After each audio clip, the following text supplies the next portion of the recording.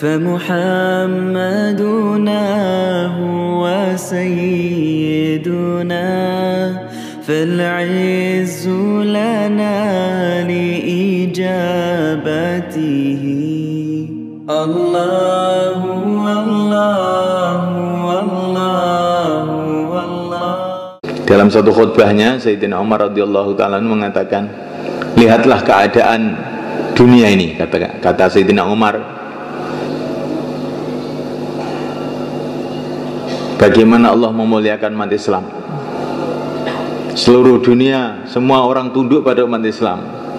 Ada yang masuk Islam, yang tidak mau masuk Islam, mereka semua ketakutan, tepuk lutut di depan umat Islam ya.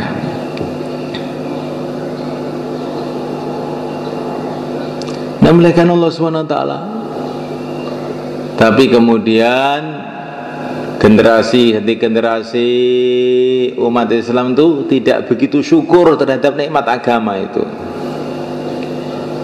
Agama itu dianggap tidak penting betul gitu ya, biasa gitu aja. Sehingga kalau diajak bicara dunia melek, kalau diajak bicara agama gimana? Setengah melek. Tidur juga tidak, melek juga tidak, setengah melek. Jadi tidak disyukuri lagi agama itu. Agama itu tidak begitu penting sekali, biasa aja. Maka perkara itu kalau tidak disyukuri sudah jadi sunnatullah, merosot. Jadi perkara itu kalau disyukuri bertambah. Kalau iman disyukuri akan bertambah, amal disyukuri akan bertambah, kemuliaan kalau disyukuri akan bertambah. Kalau nggak disyukuri merosot. Di antara mensyukuri caranya bagaimana? Wa amma bi ni'mati rabbika fahadis. At-tahaddus bi ni'mati syukrun, kata Nabi. Kita ceritakan nikmat agama ini, bagian daripada bentuk syukur, diceritakan nikmat agama ini. At-tahaddus bin ni'mati syukrun. Menceritakan nikmat itu syukur. Kita harus ceritakan nikmat agama ini. Nikmat dunia pun kita ceritakan, tapi yang terpenting nikmat agama. Salah satu bentuk syukur adalah cerita mengenai nikmat. Kita ini beruntung betul, Allah berikan kita agama ini. Allah telah berikan kepada kita kunci surga, la ilaha illallah. Saya ceritakan ini, kita telah diberi kekayaan yang luar biasa, yaitu la ilaha illallah. Kita dikasih pangkat yang sangat besar. Pangkat apa? La ilaha illallah. Kalau kalimat ini mancap dalam hati, kita akan jadi raja-raja di surga yang selama-lamanya. Ceritakan perkara ini, jangan didengarkan, ceritakan. At-tahaddus bin ni'mati syukrun, bukan al-istima' ila ni'mati syukrun. At-tahaddus, ceritakan, bukan hanya didengarkan, ceritakan sama orang lain.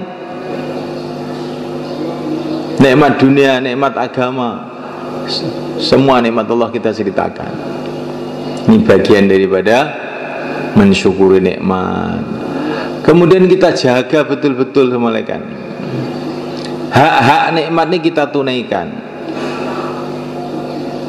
Hak ibadah kita tunaikan, hak dakwah kita tunaikan. Bahkan hak nikmat-nikmat dunia pun kita tunaikan. Baginda Nabi ini kalau makan semalekan,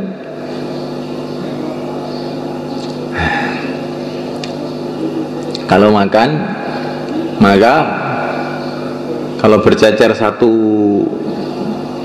dikit aja diambil. Karena apa? Mensyukuri nikmat, menghargai nikmat. Karena sebutir nasi itu semalekan, seluruh manusia kumpul jadi satu menciptakan nggak bisa. Diambil. Insyaallah kan. Hargai nikmat Allah itu walaupun sebutir nasi. Apalagi nikmat agama. Nikmat sebutir nasi aja dihargai oleh Rasulullah cuma kan. Bagaimana nikmat agama? Kita hargai nikmat agama ini, kita syukuri nikmat agama ini, kita jaga ini nikmat agama ini. Maka oleh Allah nanti akan ditambah lagi, ditambah lagi, ditambah lagi. Kalau ilmu kita syukuri, nanti oleh Allah akan ditambah ilmu lagi, tambah ilmu lagi. Ibadah kita syukuri, Allah akan tambah kelezatan ibadah itu, kenikmatan ibadah itu. Kalau tidak nanti ya, kalau nggak kita syukuri, sholat nggak ada rasanya, zikir nggak ada rasanya. Karena apa? Nggak disyukuri. Syukur itu memang mahal malaikat. Maka Allah berfirman, wa qalilum min ibadiyasy syakur, sedikit orang yang syukur itu dikit.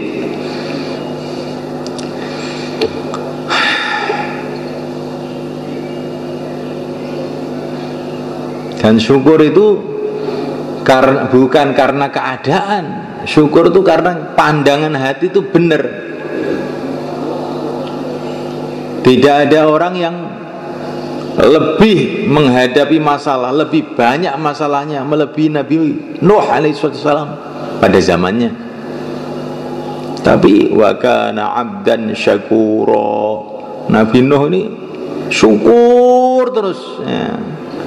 Padahal masalahnya itu banyak sekali, tapi syukur terus. Nggak ada mengeluhnya, itu nggak ada ya, syukur. Padahal itu dakwah ratusan tahun, semua menentang, itu syukur aja. Gimana kok bisa syukur ya, banyak masalah kok malah syukur. Nah, karena pandangan hatinya benar malah kan. Yang dilihat bukan masalahnya, yang dilihat pahalanya.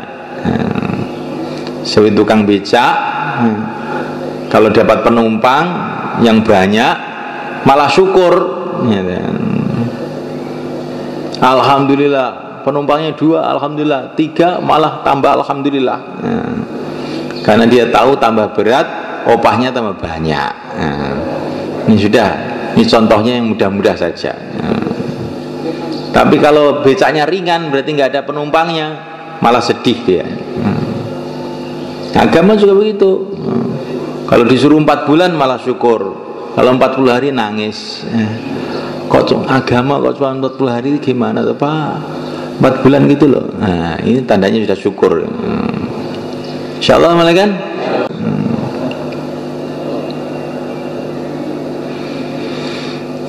Jadi inilah pentingnya agama. Agama itu begitu penting sekali itu.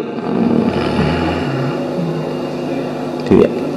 Maka bagaimana cara supaya agama ini bisa kita amalkan, diamalkan oleh umat, bagaimana? Maka ada caranya. Yang pertama kali harus dihidupkan usaha dakwah. Ini harus ada ini. Karena ceritanya mulai zaman dulu begitu. Ketika dakwah itu dibuat, agama hidup. Kalau dakwah tidak dibuat, agama itu akan merosot, lama-lama hilang.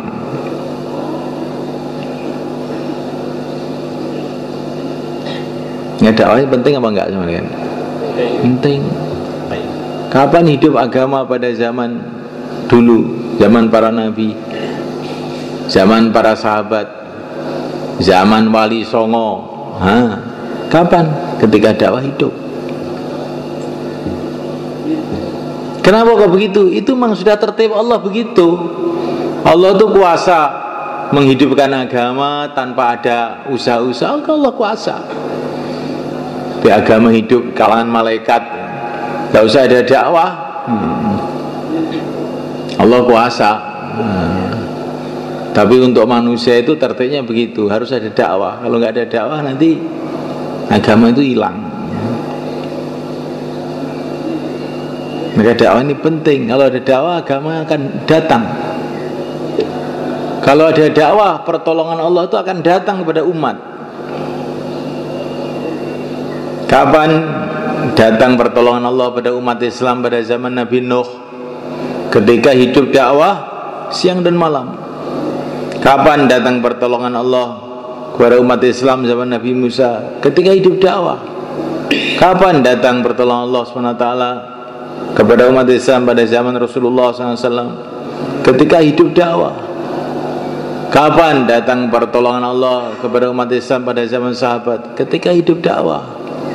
Kapan datang pertolongan Allah kepada umat Islam? Ketika 500 tahun yang lalu, zaman Sunan Ampel, sehingga raja-raja masuk Islam, rakyat masuk Islam, Nusantara jadi Islam, yang saya Hindu.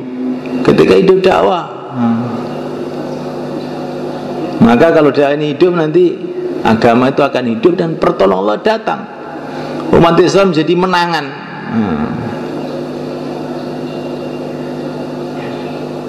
Zaman dulu itu orang kafir itu di bawah telapak kaki umat Islam.